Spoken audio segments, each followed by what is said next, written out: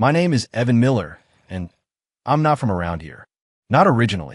In a past life, I was locked in a desperate battle with a celestial warrior of breathtaking power when I was blindsided by an unknown assailant. They unleashed a cosmic tier weapon, the metaphysical soul shatter array. Its power was beyond comprehension. In an instant, my soul was fractured into countless shards and scattered across the infinite worlds of the multiverse. By sheer luck, many of my soul fragments were reincarnated. One of them landed in the world I now call home.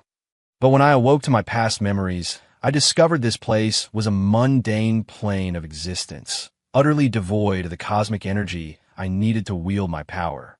Disheartened, I had resigned myself to just coasting through this life, living out my days in quiet mediocrity.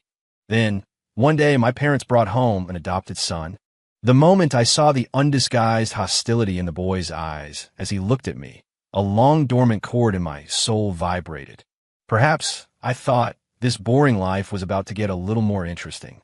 I was hunched over my elementary school homework when the sound of a key turning in the front door lock broke my concentration. I looked up to see my parents, this life's parents, anyway, walk in, holding the hand of a small boy between them. The boy was a bit shorter than me, with darker skin and an utterly unremarkable face. Then my mother spoke, her voice laced with a forced gentleness. "Evan, this is Justin. From now on, he's going to be your older brother." The name Justin landed in my consciousness like a small stone. In my previous life, I had a younger brother named Justin.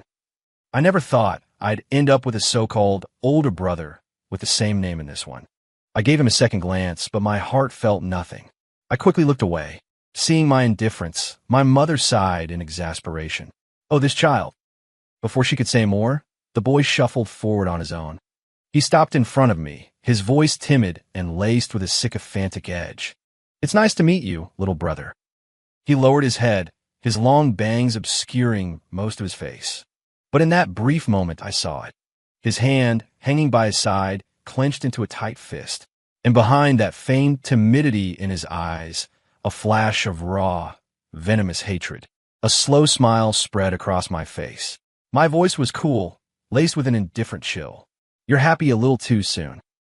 Before the words had even settled, I kicked out hard. The boy, caught completely off guard, stumbled backward and fell to the floor with a muffled grunt. "Evan, what the hell is wrong with you? Why would you just attack him like that?" My father's roar echoed through the house. His face was a thundercloud, and he pointed a trembling finger at me. I glanced at him, my expression flat. I didn't like the look of him, so I hit him. That sent my father over the edge. He raised his hand, a big, meaty palm, and swung it at my face. I took a small, deliberate step back. The slap sliced through the air, missing my nose by an inch.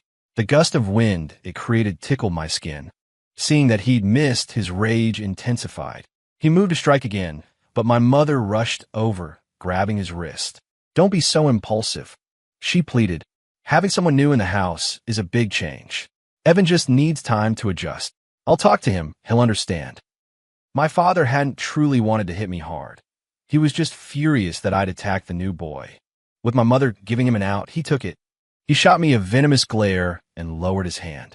As I turned and went back to my room, I heard them helping Justin up in the living room. Justin's timid voice started up again, this time with a pathetic, choked sob that was designed to grate on the nerves. "Dad, does my little brother not like me? If I'm causing fights in the family, I can just go back to my uncle's house. I don't want to make things difficult for you." My father immediately pictured the scene from when he'd picked Justin up, locked in a filthy, stinking dog cage by his uncle, his clothes in rags. A pang of guilt and pity shot through him. He gently stroked Justin's head, his voice softening. "Don't say such silly things. This is your home now. As long as I'm here, no one will ever hurt you again." I had just moved my homework to the corner of my desk when the door creaked open. My mother came in holding a glass of warm milk, placing it beside my hand. She pulled up a chair and sat next to me, her voice soft as cotton. "Evan, honey, can you tell Mommy why you hit your brother? Did he do something to upset you?" My fingers paused. I didn't look at her, my voice still clipped. "I just don't like him. Ever since my past life memories flooded back when I was a year old, I'd been unable to feel any real affection for my parents in this world. Their concern and care didn't register as genuine warmth. Still, I played the part. I called them Mom and Dad. I followed their instructions. After all, I was a child who depended on them for survival. Being too distant would be foolish. Thankfully, both of them were workaholics, busy most of the time, so our detached relationship went largely unnoticed. But my mother clearly didn't see the calculated distance. She saw a pouting child and smiled, her eyes crinkling. She reached out and ruffled my hair. "You're just being a little stubborn, aren't you? Mommy knows you're worried. You're afraid that with someone new in the house, Mommy and Daddy won't love you as much, right?" She paused, her voice growing even softer. "Don't you worry. Even though we've adopted Justin, our love for you won't change one bit. Besides, Mommy and Daddy are always so busy with work and don't have enough time to spend with you. Won't it be nice to have a brother to do homework with and play with?" I remained silent, my toes unconsciously gripping the inside of my slippers. Seeing that she wasn't getting through to me, my mother seemed to make a decision. She leaned in closer, lowering her voice to a conspiratorial whisper. "Mommy's going to tell you a secret, but you can't tell anyone else, okay? Justin's father, he died saving your dad's life. So by adopting him, we're not only repaying a debt of gratitude, but we also feel sorry for the poor kid. You can't bully him anymore, understand?" My mother rambled on for a few more minutes, repeating, "You have to get along with your brother," before she finally took the empty milk glass and left, gently closing the door behind her. The second the door clicked shut, the tension in my shoulders evaporated. I let out a long breath. Being treated like a spoiled, pouting child was more agonizing than any magical duel I'd fought in my past life. I tapped my fingers on the edge of the desk. My mother's words echoed in my head, but they stirred nothing in me. Justin's father was my father's savior? So what? His hero wasn't my hero. It was absurd to think that a debt from the previous generation could obligate me to tolerate someone who looked at me with such venom. Seriously, I was 7 years old. Was this the time to be playing the sins of the father guilt trip game? A cold smirk touched my lips. If Justin knew his place and played the part of the obedient adopted son, I could probably be bothered to ignore him. But if he dared to pull any stunts behind my back or provoke me directly, I had plenty of ways to teach him what real trouble looked like. For the next while, Justin put on a masterful performance of a well-behaved, sensible boy, perfectly executing his role of pleasing the parents. He'd wake up before dawn every day to help my mother set the table for breakfast, his movements quiet and efficient. When my father left for work, he would be waiting by the door with his briefcase, chirping, "Have a good day at work, Dad." He would even have his backpack ready for school, waiting by the door to call out, "Evan, it's time to go." Perhaps my father remembered the kick I'd given him, because he didn't place us in the same class. At home, Justin seemed terrified of me. He never caused trouble in my presence, and would actively walk the other way to avoid me. And so, we maintained a fragile, superficial peace. I, for one, was happy for the quiet. If there was nothing in it for me, I wasn't the type to go around bullying people. 3 months flew by. One morning, I had just finished brushing my teeth, the cool mint of the toothpaste still fresh in my mouth, and was heading downstairs for breakfast. As I reached the top of the stairs, Justin suddenly appeared from around the corner, blocking my path. He stood with his head down, shoulders slumped, the very picture of misery. His voice was as faint as a mosquito's buzz. "Evan, I know you've always hated me. That's why you ignore me." He paused, as if gathering the courage to continue, every word dripping with victimhood. "I know Dad only adopted me because he felt sorry for me. At my uncle's house, they hurt me. I'm so grateful to your dad for taking me in. So it's okay if you don't like me, but could you please not be so cold to Mom and Dad? They love you so much." I frowned. This litany of self-pity and moral blackmail was getting on my nerves. Before he could finish, I slapped him across the face. The sharp crack echoed in the stairwell. "You're done whining? You're my way." My voice was devoid of warmth, my irritation unconcealed. Did this kid really think I was an idiot? The slap stunned Justin. He stood frozen, one hand covering his cheek where a trickle of blood was starting to form at the corner of his mouth. I couldn't be bothered to look at him any longer and moved to walk past him down the stairs. I'd only taken 2 steps when I heard a heavy thud behind me. I turned back to see Justin theatrically throwing himself backward, his body tumbling uncontrollably down the staircase. With every step he hit, he let out a suppressed groan of pain, finally landing in a crumpled heap on the first floor landing. "What's going on?" My parents' voices shot out from the kitchen. They rushed out, still holding spatulas and dish towels.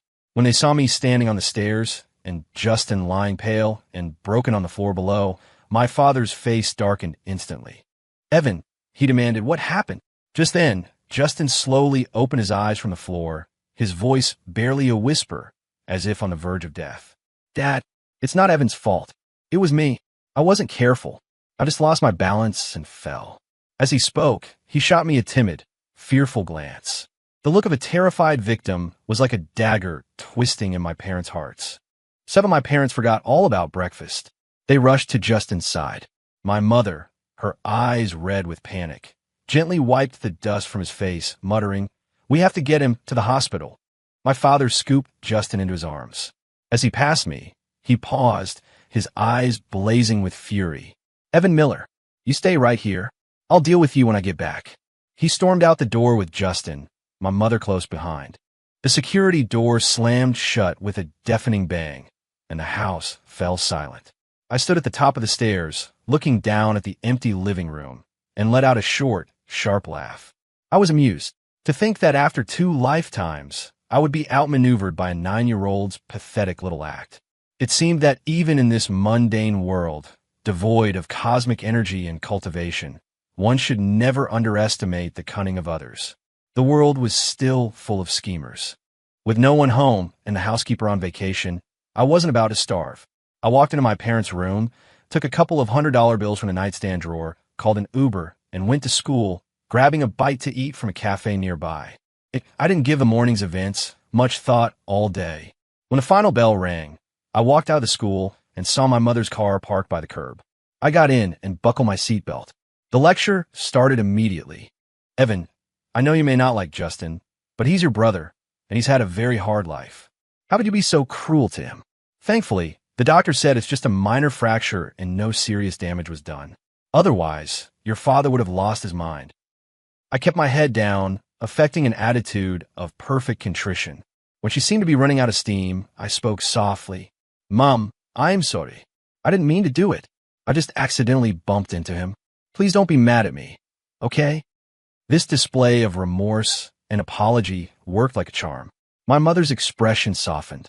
She patted my hand. "As long as you know you were wrong, don't ever do it again."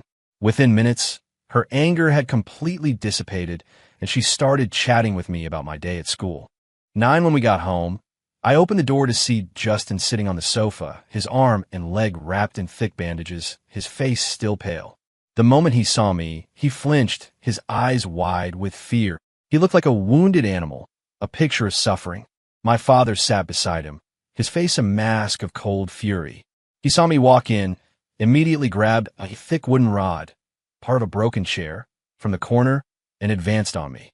"You dared to come home. Today, I'm going to teach you a lesson you'll never forget."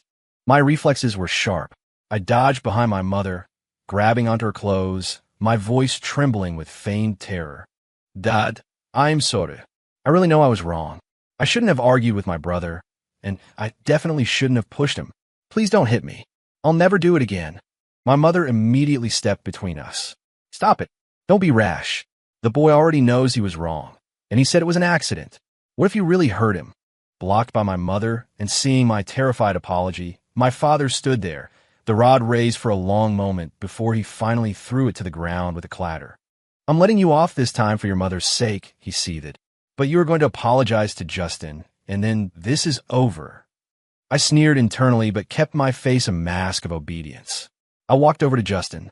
"I'm sorry, brother. It was my fault." Justin quickly waved his hand, his voice still weak. "It's okay, little brother. I know you didn't mean to." But the hand hanging by his side quietly clenched into a fist, and a flicker of triumph glinted in his eyes. 10:01 in the morning.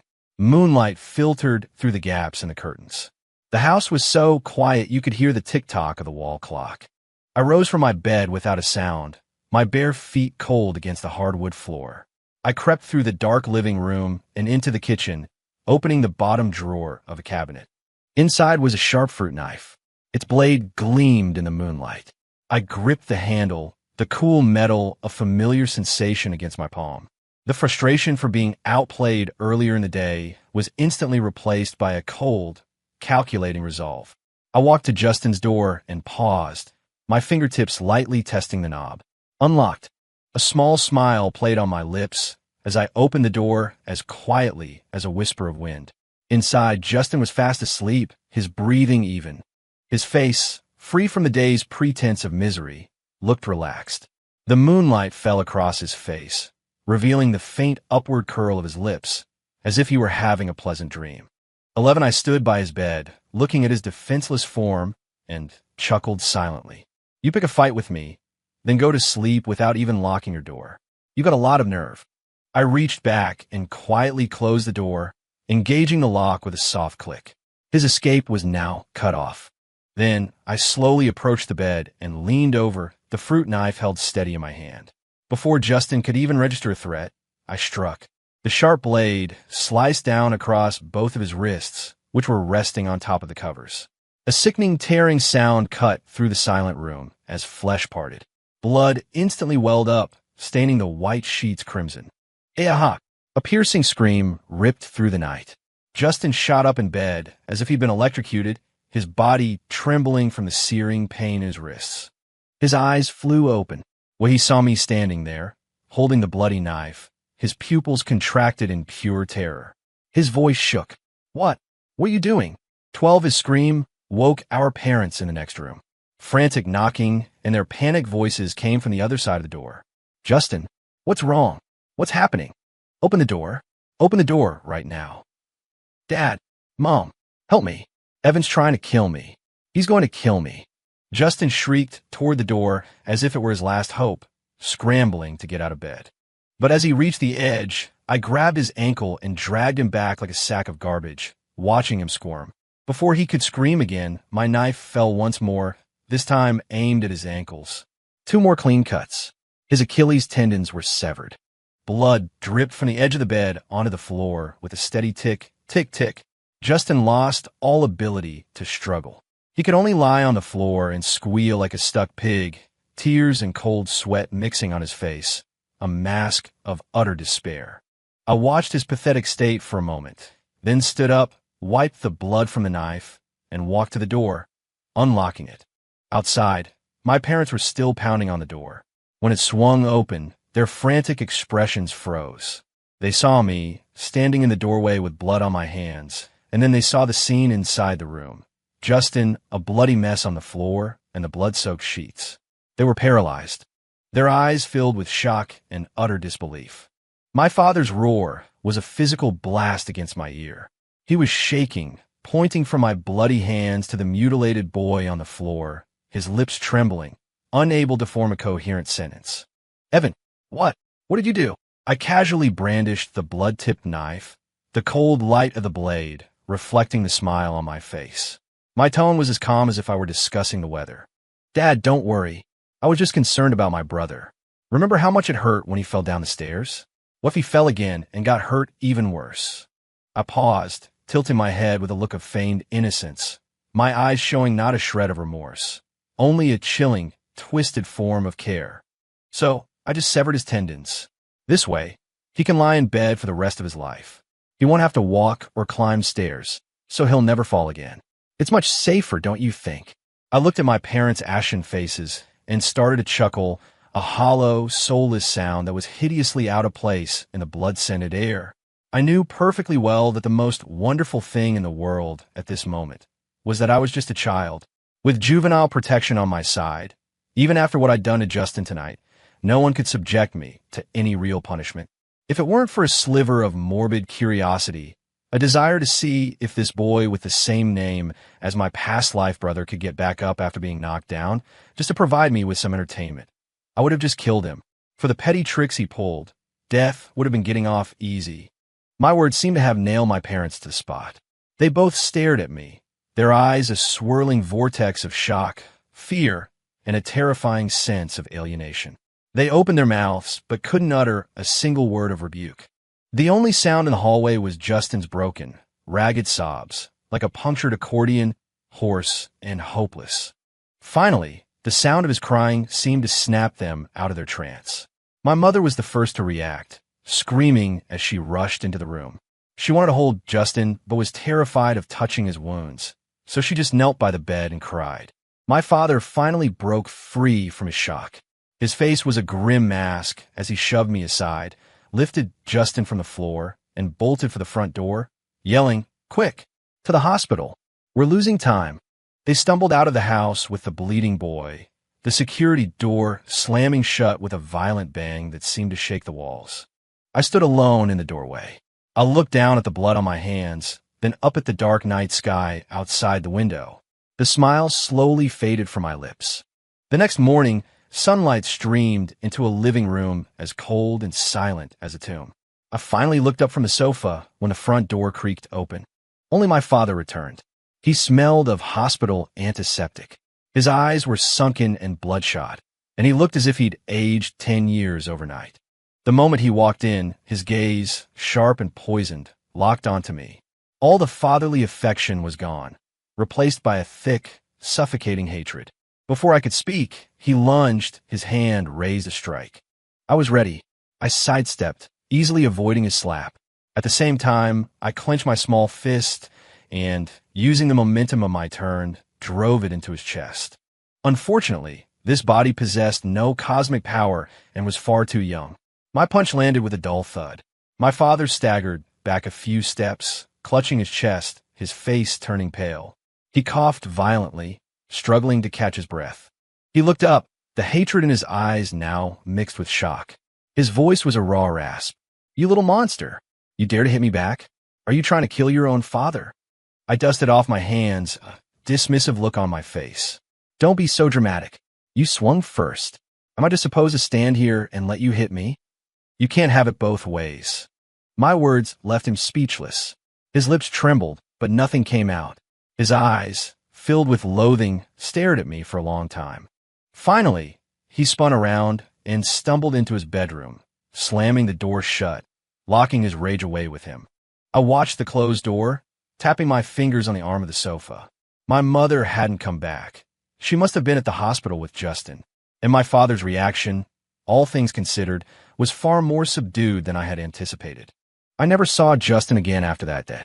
Perhaps my parents, having witnessed my brutality firsthand, were terrified that if they brought him back, I would quietly finish the job. Or perhaps Justin himself was so scared that he refused to ever set foot in this house again. Whatever the reason, I didn't ask and I didn't care. For me, losing a brother who harbored ill intentions was hardly a loss. It just meant less entertainment, and I was fine with the peace and quiet. Instead of wasting energy wondering about him, I focused on my studies. In a world without cosmic energy, where I couldn't cultivate power, my only path forward was to seize the opportunities at hand, absorb the knowledge in textbooks, get into a better school, and acquire skills to build a life for myself. I knew one thing with absolute clarity. True strength was the only way to ensure no one could control my destiny. My fate has always been, and will always be, in my own hands. The atmosphere at home became oppressively silent. Dinner was no longer filled with idle chatter, only the quiet clinking of silverware. The lights in the living room were on, but they couldn't dispel the chilling emptiness. My mother would occasionally try to talk to me, her voice gentle but cautious, always circling back to the same themes. You need to be a good person, don't hold grudges. Most of the time, I just listened, nodding occasionally, never taking her words to heart. My father treated me like I was invisible. He left in the morning without a word and came home at night without a glance in my direction, disappearing into his bedroom and shutting me out of his world. Fortunately, they never tried to control me with money. My allowance wasn't cut off, my school tuition was always paid, and they never made things difficult when I needed something. Perhaps it was a lingering shred of parental affection, or perhaps they were simply afraid of pushing me too far and provoking something even more extreme. Either way, they left a path open for me, allowing me to move forward. In doing so, they probably saved their own lives. Life went on, bland and uneventful. I graduated from middle school and got into the best high school in the city. On the first day of my freshman year, I walked in my new classroom, found a seat by the window, and scanned the faces of my new classmates. My gaze suddenly froze. In the back corner of the room sat a boy who was both familiar and a complete stranger. He wore the same school uniform as me. His left hand hung oddly at his side, his fingers slightly curled. The timidity of his youth was gone, replaced by a dark, sullen expression. It was Justin. After 7 years, I was seeing him again. The moment my eyes landed on him, he seemed to sense it and looked up sharply. Our gazes locked, and the air between us seemed to crystallize. There was no surprise in Justin's eyes, only an undisguised, venomous hatred. It was like a poison-tipped icicle aimed directly at my heart. The animosity was thicker and deeper than it had been 7 years ago, practically overflowing from the depths of his eyes. Seeing him like this, I felt a smirk tug at my lips. It was almost funny. It seemed that 7 years had not only failed to dull his hatred, but had also made him brave. He couldn't even be bothered to hide it anymore. When the bell rang, the classroom erupted into noise. I deliberately took my time packing my bag, watching Justin from the corner of my eye. He used the desk to pull himself up, his movements stiff. When he put weight on his left leg, he wobbled slightly. The injuries from that night had clearly left permanent damage. I had a pretty good idea of what had happened. Based on his physical condition, he must have been out of school for at least 2 years, undergoing physical therapy. The fact that he could stand, write, and even test into this magnet school showed more resilience than I'd expected. After school, I had just walked out the main gate when I saw my father's car parked by the curb. He was leaning against it, smoking a small pile of cigarette butts at his feet. When he saw me, he stubbed out his cigarette in a nearby receptacle. His voice was unusually calm. "Get in. I need to talk to you." The car was thick with unspoken tension. He drove in silence for a while before finally speaking. "You saw Justin, I assume." I didn't answer, just watched the scenery fly by. "Northwood High is the best school in the state," he continued. "You and Justin are both smart kids. It's fate that you both ended up here." He paused, his tone shifting to one of deliberate magnanimity. "You were just a kid. You didn't understand. You didn't want someone new in the house, so you made a mistake. I'm not holding it against you. But, Evan," he turned to look at me, his eyes pleading, "I need you to promise me that you'll leave him alone at school. He's been through hell these past few years. Just take pity on him. Can you do that?"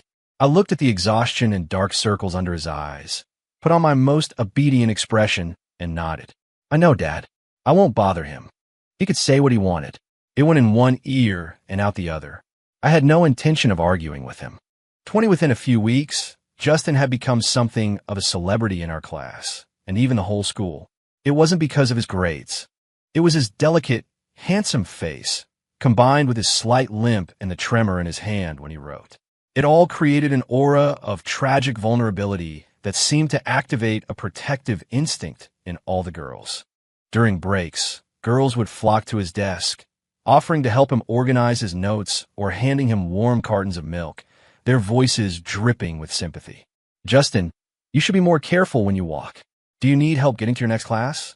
Justin would always smile, a gentle, shy expression on his face, and quietly thank them. But then his eyes would dart over to me, a flicker of defiance in their depths. Before long, a strange rumor started circulating through the school. People said that Justin had been horribly bullied as a child, that his hands and feet had been permanently injured, leaving him with lifelong disabilities. At first, it was just whispers, but as more and more people asked him, "Hey, what happened to your hand?" the story began to take on a life of its own. During one study hall, his deskmate finally leaned over and quietly asked him about his injuries. I looked over. Justin's hand holding his pen paused. A pained, stoic expression crossed his face. He pressed his lips into a thin line, then slowly turned his head, his gaze traveling across the rows of desks until it landed directly on me. There was no hatred in his eyes this time, only a look of someone who wanted to speak but didn't dare, as if he were holding back a terrible secret, suffering in noble silence. That one look was all it took. By the next day, the rumors about me had exploded. 21, did you hear? Evan Miller used to bully Justin so bad he severed his tendons. No wonder Justin can't walk right. That's horrible. Evan is a psycho. Oh my God, he seems so quiet. How could he do something like that? The whispers followed me like a swarm of flies. People would turn and stare at me in class. I watched it all unfold with cold detachment. Justin's tactic was clever. Without saying a word himself, he used his body language and a few well-placed glances to paint me as a monster, all while maintaining his perfect victim image. It came to a head during lunch when two girls were talking about me in the hallway, their voices just loud enough for me to hear. I walked over and tapped them on the shoulder. When they turned, I put on the same pained, stoic expression as Justin. I lowered my voice, as if sharing a terrible secret. It's not what you think. The two girls stared, then immediately asked what I meant. I sighed, letting a look of conflicted emotion play across my face. You guys don't know this, but Justin's father was a criminal.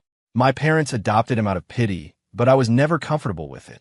I mean, why should the children of heroes have to live in obscurity, while the son of a criminal gets to live a privileged life and attend a top-tier high school? 22, I paused, lowering my voice even further, injecting a note of youthful indignation into my tone. I was young and I lost my temper. We got into a fight. I feel conflicted about it now, but please don't tell anyone else. I wouldn't want people to find out about Justin's background and look down on him. As a final touch, I added, seriously, don't spread this around, before turning and walking away. Within a few days, the real bullying began for Justin. In the cafeteria, random students would accidentally trip near his table, dumping their entire lunch trays over his head. Greasy soup would run through his hair, rice sticking to his face, as a circle of students laughed. He would return to his desk after a break to find his chair missing, forced to stand through class. He'd later find it in a dumpster, stomped and broken. Walking down the hall, a foot would suddenly stick out, tripping him. He'd fall to the ground, scraping his hands on the rough floor, and no one would help him up. They'd just point and stare. High school students, for the most part, are driven by emotion and a pack mentality. 23, one person surprised me, though. A girl named Chloe Davis, who lived next door to me. She was a senior, 2 years older than us. We weren't close, just a hello in passing. Her grandmother, however, adored me and always gave me snacks. One day at lunch, she saw a group of guys knock Justin's tray over. She actually stood up to them, frowning. His father's mistakes are not his fault. Stop taking it out on him. This is going too far. Her defense didn't last long. The next day, her textbooks were vandalized. On her way home, she was shoved to the ground, and the notes from her backpack were torn to shreds. After a few days of that, Chloe learned her lesson. The next time she saw Justin being tormented, she just lowered her head and hurried past, never saying another word in his defense. Justin, unable to take it anymore, decided to go to a teacher. He went to the head of our grade, his eyes red, and explained how his lunch was being ruined and how he was being tripped in the halls, vaguely alluding to a misunderstanding. The teacher just glanced at him and asked coldly, "Why is it that everyone picks on you and not anyone else? Have you ever stopped to think about why that might be?" The question shut him down completely. He stood there in the office, clutching the hem of his shirt, his face as white as paper. He eventually turned and walked out, defeated. With nowhere else to turn, Justin finally called my father. 24, a few days later, my father showed up at the school. He was dressed in a sharp suit, his hair perfectly combed, his face a mask of forced composure. When he walked into our classroom with a grade-level head, the chatter died instantly. All eyes were on him. Justin stood beside him, his eyes still red, clinging to his shirt as if it were a lifeline, looking up at our father with desperate hope. My father cleared his throat, his gaze sweeping across the classroom. His voice was firm. "Students, I've come here today to clear up a misunderstanding. I've heard the rumors about Justin's family, and I want you all to know that they are completely false. Please don't be misled." He paused, adding emphasis. "Justin is not the son of a criminal. He is the son of a dear friend of mine. His father passed away tragically many years ago, and seeing the boy's plight, I adopted him and have raised him as my own son. I hope that from now on, you will stop spreading these rumors and stop bullying him." "Okay." The teacher chimed in. "That's right. Rumors are not to be believed. We must respect our fellow students and focus on our studies." The classroom was silent. Some students whispered to each other, frowning. Others looked at Justin with newfound uncertainty. Clearly, my father's words were having an effect. A look of relief washed over Justin's face. He shot me a quick glance, a flicker of triumph in his eyes. But his smile hadn't even fully formed when I slowly pulled a digital voice recorder from my backpack and pressed play. 25 after a burst of static, my mother's worried voice filled the room. Robert, do you think Justin will resent Evan? I mean, considering he is. It doesn't matter if he does. My father's tired voice cut her off. Joe Collins saved my life. I promised him I'd take care of his son. I can't go back on my word. But Robert, Joe, was a mule for a drug cartel. My mother's voice dropped lower. When the police came to you for help with the investigation, you didn't even believe them.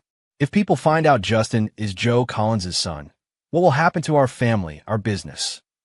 What's going to happen? My father sighed, his voice heavy. The police told me Joe was involved and asked for my cooperation to catch him. I agreed, but during the raid, the cartel guys decided to go out guns blazing. Joe jumped in front of me and took a bullet mint from me. With his last breath, he made me promise to take care of his son. His son's name was Justin Collins. What was I supposed to do? I adopted him. I gave him our name, made him Justin Miller. I wanted him to have a clean break from the past. But Joe only saved you because he knew he was a dead man anyway. The recording continued, my parents' private conversation echoing through the stunned classroom. My father stood at the front of the room, his composure shattered, his face draining of all color. He whipped his head around to stare at me, his eyes wide with shock and disbelief. How did you get that recording? The classroom erupted. The students' whispers turned into a roar of conversation, their eyes, now filled with a mixture of shock, contempt, and dawning comprehension, darting between Justin and my father. Justin stood frozen, his body trembling uncontrollably, the last bit of color gone from his face. He opened his mouth, but no words came out. He could only stare at me, his eyes filled with absolute despair. He knew, in that moment, that he would never recover from this. 26. The drive home was suffocatingly quiet. My father sat behind the wheel, his face a grim, stony mask, his knuckles white as he gripped the steering wheel. He didn't say a single word. He was probably too humiliated by what had happened at the school to even begin figuring out how to deal with me. The second we walked through the front door, his control snapped. He threw his briefcase onto the sofa. Evan, what is your endgame here? Do you have any idea how humiliating today was for me and for Justin? When you planted that bug, did it ever occur to you that I am your father? I kicked off my shoes, looking at him calmly. Dad, that's not quite right.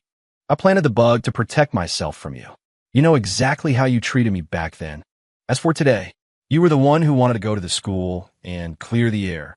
I just presented the truth. We can't have everyone being misled, can we? He trembled with rage and reached for me, but I sidestepped him easily. He stumbled, catching himself before he fell, and looked back at me with a new expression in his eyes. Helplessness. In the end, all he could do was gasp for air and curse me, calling me a backstabber and heartless. But they were just empty words. There was nothing he could do. I watched his impotent rage without a flicker of emotion. The moment he had chosen to believe Justin over me, the moment he had raised his hand to strike me, any shred of affection I might have felt for him had vanished. 27. The fallout from this was even more severe than I'd anticipated. The rumors at school quickly spread beyond its walls. Once word got out, it began to affect my father's logistics company. Fearing association, several key clients pulled their contracts. The business went into a nosedive. My father was swamped, working day and night trying to salvage his company. He had no time or energy left to deal with me. I watched him grow more haggard by the day and said nothing. This was the path he had chosen. He had to live with the consequences. It had nothing to do with me. Fortunately, I had been preparing for this for years. Starting in middle school, I had used my free time to learn coding and take on freelance jobs, sometimes designing small applications for people. I had saved up a considerable amount of money. It was enough to pay for my entire college education, with plenty left over for startup capital after graduation. In my past life, I had to scrounge for every bit of spiritual energy, weaving sandals and selling trinkets to get by.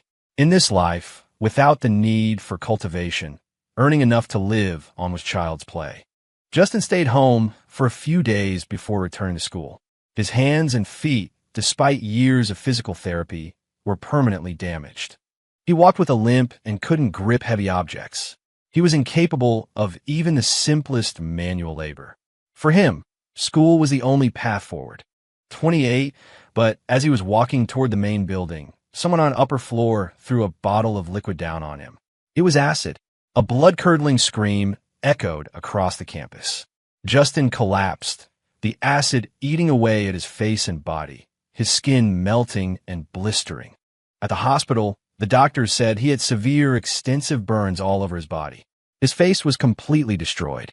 The student who threw the acid was caught. He insisted he thought it was just water and had no idea how it had been replaced with acid. The police investigated for days, but could never prove who had made the switch. In the end, because the perpetrator was a minor, he received a light sentence of a few years in a juvenile facility, with parole. As for Justin, when he saw his ruined face in the hospital mirror, he had a complete mental breakdown. After being discharged, he couldn't stand the stares and whispers. One night, he climbed to the top of a tall building and jumped. 29 after I started college, I almost completely cut ties with my family. Aside from a 2-day visit for Christmas each year, I never set foot in that house again. My mother would call me 2 or 3 times a month. Her voice was always gentle, asking if I was eating well, if I had warm enough clothes, and sometimes she would give me updates from home. She told me my father had sold the logistics company and had taken a job somewhere. He had become quiet, she said, and rarely spoke anymore. I always answered her calls. It wasn't out of affection, but out of a sense of obligation for the past. While she had been just as biased toward Justin as my father and had always lectured me about being kind, she had never once cursed at me or laid a hand on me. Compared to my father's blind rage, that restraint was enough to prevent me from despising her. After I graduated and started my career, my salary grew. I began sending my mother money every month. It wasn't a lot, just enough for her daily expenses, a repayment for the years she had raised me. 30, I thought my life would continue on this quiet, predictable path. Then one day, a familiar figure appeared outside my office building. It was Chloe Davis. She looked more mature than she had in high school, but also worn down. Her eyes were bloodshot, her hair was messily tied back, and her clothes were wrinkled. When she saw me, she ran over as if I were her last hope, her voice trembling. "Evan, can I borrow a minute of your time? I have an emergency, and I need your help." She haltingly explained what had happened. A few months ago, her parents had been in a car accident and were both killed. They had left behind a mountain of debt. The creditors couldn't find them, so they started harassing her and her elderly grandmother daily. "I can't handle it anymore," she said, her eyes welling up. "My grandmother is too old for this stress. I was hoping you could help me find a safe place for her to stay. And also, could I borrow some money? I'll sign a promissory note. I swear I'll pay you back." I was silent for a moment. I sent her $2,000 via Zelle. It was payment for all the snacks her grandmother had given me over the years. As for the rest of it, that was her problem, not mine. Years later, I heard a rumor that she had started working as an escort. Epilogue. The dream won at the age of 80. I was dozing in a wicker chair at a nursing home when I fell into a long, vivid dream. In the dream, I wasn't the cold, calculating reincarnator with memories of a past life. I was just an ordinary boy. My parents were always busy with their logistics company. The house was always empty. I grew up quiet and withdrawn, walking on tiptoes, afraid to even speak too loudly. Then one day, my parents brought Justin home. He wore a clean white shirt and had a charming smile. He would serve my parents food at the dinner table, bring them warm towels when they got home from work, and tell them lively stories about his day at school. Next to him, I was clumsy and awkward, unable to even manage a simple welcome home. Gradually, the entire household began to revolve around Justin. My birthday was forgotten. A new backpack bought for me was given to him instead. Even the rare moments I had with my parents were always interrupted by his cheerful laughter. "You should be more like Justin, more outgoing," they'd say, never noticing me staring at the empty walls of my room. Back then, though, I had Chloe. She was a girl next door. She'd laugh and call me dummy, share snacks with me, and play games with me. She was the only light in my gray childhood. But that light went out in high school. One day, I saw Chloe and Justin holding hands, walking across the school campus. The sunlight on them was so bright it hurt my eyes. When Chloe saw me, a flicker of guilt crossed her face, but she didn't let go of his hand. After that, I was alone again. I spent my breaks hiding in the library, terrified of running into them. The rest of my life seemed to pass on fast forward. Justin dumped Chloe, saying she was too clingy. Not long after, her parents died in the car crash. Creditors came knocking, and overnight, she had nothing. She came to me then, her eyes swollen, her voice choked with sobs. "Evan, please help me. I know I was wrong. I'll never talk to Justin again. I'll even marry you, if you'll just help me." Remembering our childhood friendship and seeing her desperation, I gave in. I paid off her debts, settled her grandmother in a safe place, and we actually got married. On our wedding day, she hugged me and said, "I'll be good to you from now on." And like a fool, I believed her. But her promise to be good to me only lasted 5 years. One day, Chloe said a friend was in trouble and needed her legal help with a lawsuit. "It's just a simple case," she said. "I'll be back soon." After she left, I started feeling unwell. I went to the hospital for a checkup and left holding a diagnosis for stomach cancer. I was staring blankly at the ceiling when I saw a familiar figure outside the room next to mine. It was Chloe. She was holding a thermos, carefully handing it to the person inside, her face alight with a tenderness I had never seen before. And the person lying in that hospital bed, the recipient of her care, was Justin. In that moment, it felt like an icy hand had seized my heart, squeezing until even breathing was painful. So, her lawsuit was just an excuse to take care of him. All my trust, all my sacrifice, had been a joke. My heart died. For just as I was sinking into despair, my oncologist, Sarah Jenkins, gave me a sliver of hope. She was always kind and gentle, patiently explaining treatment options, and sitting with me when the pain kept me awake at night. I later learned that she'd known me since high school. She used to see me in the library and had had a secret crush on me for years. She stayed with me through chemotherapy. Under her dedicated care, my condition slowly improved. On the day I was discharged, she took my hand and said, "Evan, come with me. Let's go abroad and start over."